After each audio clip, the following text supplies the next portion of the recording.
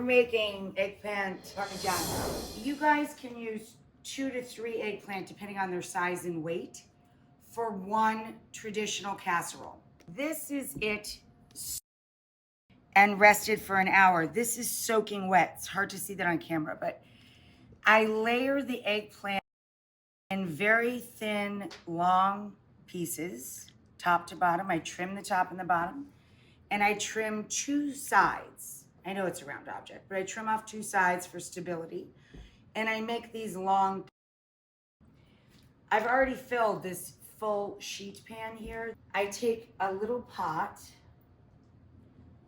with about a cup of oil. All I did was put a couple of cloves of crushed or split garlic in the bottom, as you can see. And I left it over low heat for a few minutes, and then I let it cool. So now this is garlic oil, right?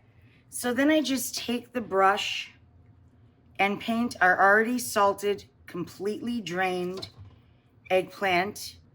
And then we're gonna flip it over and do the same thing. Now we're going to get this in the oven for about 20 to 25 minutes. Depends on how hot your oven runs, guys. Mine runs very hot. And you wanna flip it once midway. So, for the sauce, couple of clever tricks here.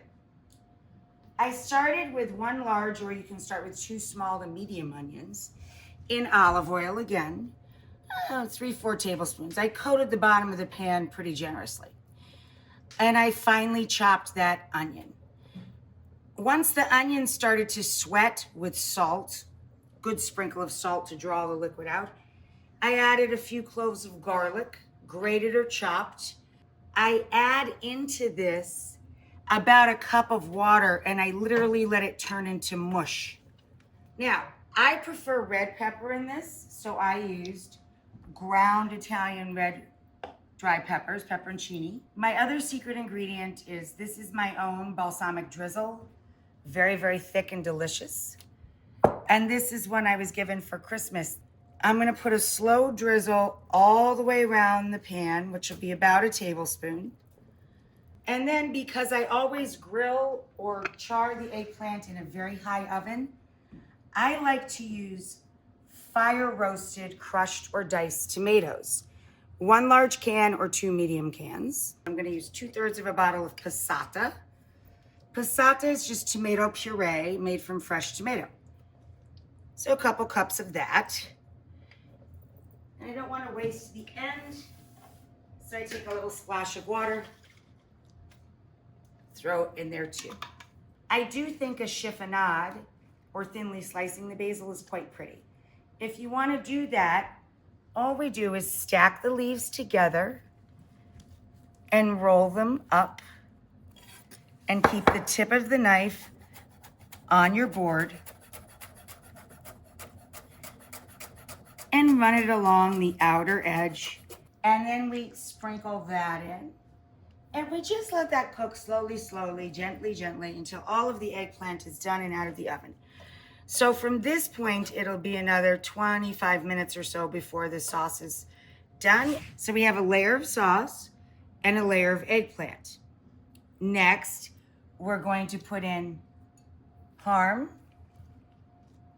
real Parmigiano Reggiano. And then if you're using it on top, you might want to dot it with a little bit of mozz too. Our fire roasted tomato basil sauce, dot that around. You get the drill, right? And then we layer in eggplant. Now we repeat. Parmigiano is the star. And the last of the mozz, if you choose to use it. So now we cover this for a few minutes just to get it melty, and then uncover it to let it brown.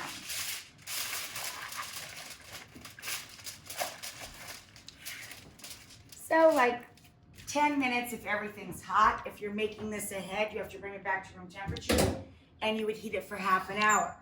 But if it's all nice and hot, 10 minutes covered, 10 minutes uncovered, you're good. We will simply tear a few pieces on top when we go to serve.